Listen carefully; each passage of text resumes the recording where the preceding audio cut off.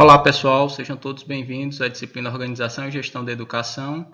Sou o professor Raimundo Filho e nós agora trataremos da unidade 1 da disciplina Políticas Públicas e Financiamento da Educação. Na unidade 1 nós estudaremos políticas públicas em educação e o financiamento da educação brasileira. Eu queria iniciar a nossa aula de hoje provocando vocês a respeito do tema. Afinal de contas, o que é uma política pública? Qual a nossa concepção, sobre essa temática? São várias as definições que nós encontraremos na literatura sobre política pública. No entanto, eu queria falar sobre problema público, que é a origem da existência das políticas públicas. Então, o que seria um problema público? Um problema público ele tem relação direta com a carência ou com algum excesso na sociedade. Aí nós podemos ilustrar isso através do excesso de crédito. Esse excesso de crédito a longo prazo ele pode gerar um problema público, haja vista que ele pode promover picos de inflação. Então, baseado nisso, o governo federal, no caso, ele tem que estabelecer políticas econômicas, uma política pública voltada para a correção de uma demanda econômica. Nós podemos pensar também em um problema público relacionado com alguma doença, algum vetor provocando a proliferação promovendo a proliferação de alguma doença. Então, o governo, seja ele um ente público, municipal, estadual ou federal, pode pensar em uma política, estabelecer algumas ações, decisões ou programas, isso são revertidos através de uma política pública, para resolver essa demanda social, sobretudo esse problema público. Então, basicamente, conceitual, de acordo com o conceito utilizado aqui de Souza, política pública são processos através do qual os governos traduzem seus propósitos em programas e ações que produzirão resultados ou as mudanças desejadas no mundo real. Quando nós pensamos em políticas públicas, nós temos uma tendência a relacioná-las apenas com a criação de leis. No entanto, as políticas públicas elas têm como instrumentos as campanhas, criação de premiações, cobrança de taxas. Enfim, existem outros instrumentos que podem ser utilizados para a implementação de políticas públicas, que não se restringem apenas à criação de leis. Vamos falar dos tipos de políticas públicas. A política pública distributiva, que ela visa, através do Estado, a distribuição de benefícios, pelo oferecimento de serviços e utilização de equipamentos públicos. Um exemplo de uma política distributiva seria a prestação de serviço através do poder público da pavimentação de ruas. Nós temos a política redistributiva, que ela tem por objetivo a transferência de recursos, de benefícios de camadas mais altas, com poder aquisitivo mais elevado. Elas acabam financiando através de programas as pessoas com rendas menores. Certo? Então, nós temos vários exemplos na sociedade de políticas redistributivas, sobretudo através ou da transferência de renda ou da prestação de serviços. Nós temos as políticas regulatórias, que elas criam normas para a implementação de serviços e equipamentos mediante a avaliação de alguns setores da economia. Um exemplo é alguma política que vise ou que trate sobre a importação de produtos, autorização, o estímulo ou desestímulo da importação de determinados produtos para alguns setores da economia.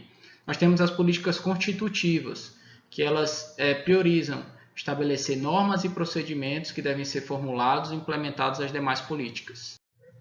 Então, dito o que são políticas públicas, nós vamos passar agora para o que são políticas públicas em educação. Então, as políticas públicas em educação são aquelas decisões, ações e diretrizes do governo que elas vão impactar diretamente no espaço educacional, certo? Na perspectiva do ambiente de ensino e aprendizagem. E isso envolve desde a construção de prédios, contratação de novos profissionais, o investimento na carreira docente, a própria valorização do profissional da educação, implementação de uma matriz curricular, práticas de gestão escolar. No Brasil, essas políticas educacionais ela tem um foco mais específico nas questões escolares. Então, a política pública em educação é aquela ação de direcionamento do governo que vai ter um impacto direto no espaço escolar. Diante dos conceitos de políticas públicas em educação, nós vamos fazer agora um retrospecto dessas políticas públicas desde o governo de Fernando Henrique Cardoso até o governo da ex-presidenta Dilma Rousseff. Então, para entender essas políticas públicas em educação durante esse período, é importante que se compreenda aspectos econômicos e algumas demandas sociais à época. Início dos anos 90, o nosso país vive uma época de liberalismo econômico, com o enxugamento da máquina pública, né, repercutido isso através de algumas privatizações, né, e nesse cenário nós temos também algumas adoções de políticas na educação que visem atender essas demandas. Sobretudo, né, pode-se destacar no governo Fernando Henrique Cardoso, em relação à educação, a criação do Plano Nacional de Educação, o programa Acorda Brasil. No entanto, apesar dessa amplitude de ações e execução de vários programas, não houve aumento dos recursos financeiros para manutenção e desenvolvimento do ensino. Além disso, quanto aos recursos, houve uma centralização no governo federal. Estes são alguns destaques das políticas públicas em educação durante os 2 mandatos do ex-presidente Fernando Henrique Cardoso. No governo Lula, o que se destaca foi a criação do Plano de Desenvolvimento da Educação, PDE, que ele visou identificar e solucionar os problemas que afetavam diretamente a educação brasileira. O PDE ele contava com 130 programas distribuídos desde a educação básica, educação profissional e tecnológica, educação superior, alfabetização e diversidade. Essas políticas públicas elas tinham por objetivo, né, garantir o acesso e a permanência, a qualidade social da educação e a instauração de um regime de colaboração. Sobretudo, também a democratização das práticas de gestão no âmbito educacional brasileiro. Em seguida, nós tivemos algumas políticas públicas em educação durante os governos do ex-presidente Lula. Então, há de se destacar a criação do Plano de Desenvolvimento da Educação, PDE, que ele objetivava identificar e solucionar os problemas que afetavam diretamente a educação brasileira. O PDE ele executava concomitante mais de 130 programas na área de educação, distribuídos desde a educação básica, educação profissional e tecnológica, educação superior, alfabetização e diversidade. Então, essas políticas elas visavam a democratização do acesso e a garantia de permanência dos alunos nas instituições de ensino, sobretudo promovendo a qualidade social da educação, a instauração do regime de colaboração e a democratização da gestão nas instituições de ensino. Então, a gestão da ex-presidente Dilma Rousseff, ela fortaleceu algumas políticas públicas em educação já promovidas pelos governos anteriores, deu continuidade ao PDE, o Plano de Desenvolvimento da Educação, porém com ações mais pontuais, e aí pode-se destacar a qualificação profissional tecnológica através do Programa Nacional de Acesso ao Ensino Técnico e Emprego, o PRONATEC, a implantação da oferta de vagas nas creches e pré-escolas, a elevação dos recursos para a educação, sobretudo a oferta dos cursos técnicos e a valorização de carreira e salarial dos professores. Entrando agora para a segunda etapa da nossa primeira unidade, vamos falar sobre financiamento da educação. Então, não tem como estabelecer políticas públicas em educação sem a existência, de fomento para essas políticas. Então, tem algumas questões que são pertinentes que nós estudaremos nesta etapa da nossa primeira unidade. De onde vêm os recursos para a educação? Qual a fonte desses recursos? Qual a principal fonte? Como que eles devem ser investidos? Então, esses questionamentos nós vamos trabalhá-los aqui nesta unidade. De onde vêm os recursos para a educação? São diversas as fontes que estimulam, que fomentam as políticas públicas em educação no Brasil. A principal é o Fundeb, o Fundo de Manutenção e Desenvolvimento da Educação Básica e Valorização da Educação. Além do Fundeb, nós temos o Fundo Nacional de Desenvolvimento da Educação, o FNDE. Como funciona o Fundeb? Qual é a sua composição? Ele é um fundo formado por um percentual dos impostos cobrados pelos municípios e pelos estados. Esse percentual ele vai para um fundo contábil estadual. Todas as unidades da federação possuem esse fundo contábil.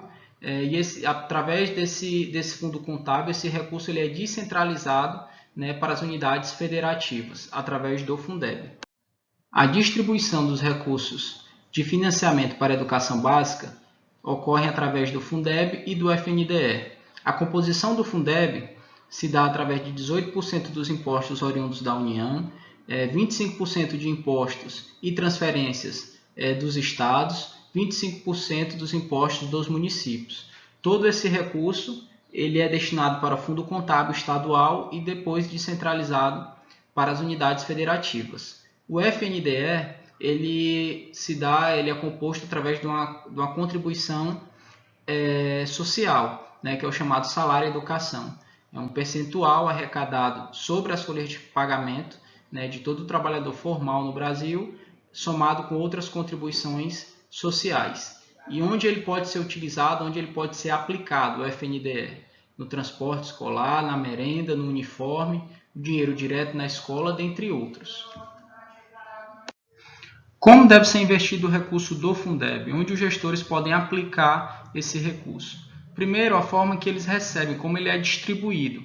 Ele é distribuído em função da quantidade de matrículas versus um fator de ponderação. Essa quantidade de matrículas ela é informada via o censo escolar. Daí a importância de se ter critérios na hora do preenchimento do censo escolar. O fator de ponderação são vários, né, mas ele exemplifica bem o custo, né, ele considera o custo do aluno. Só para nós conseguirmos fazer uma análise, um aluno de uma escola urbana em tempo integral, ele vai ter um custo maior do que esse aluno de uma escola urbana em tempo parcial. Então, certeza que esse recurso ele vai haver um aporte maior quando a escola, por exemplo, esse aluno ele é de uma modalidade integral. Então, a distribuição desse recurso ele se dá em função do quantitativo de matrículas versus o fator de ponderação.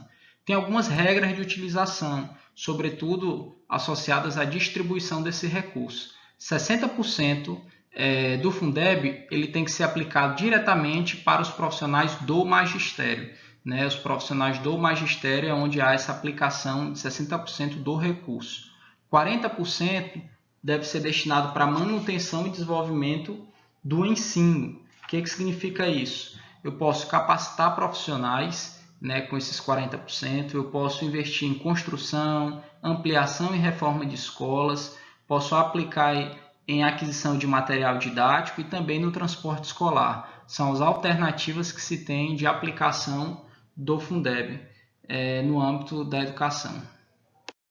Olá pessoal, chegamos aqui ao encerramento da nossa primeira unidade, mas antes nós estamos colocando alguns questionamentos para nos fazermos, né, nos levar a pensar a respeito daquilo que nós conversamos durante a unidade 1. Falamos sobre políticas públicas, o conceito de políticas públicas, como elas atuam em relação aos problemas públicos, de que forma que elas são pensadas, a sua concepção, né, os tipos de políticas públicas, as políticas públicas em educação. Fizemos um retrospecto desde as políticas implementadas no governo Fernando Henrique Cardoso até o governo da presidenta Dilma Rousseff.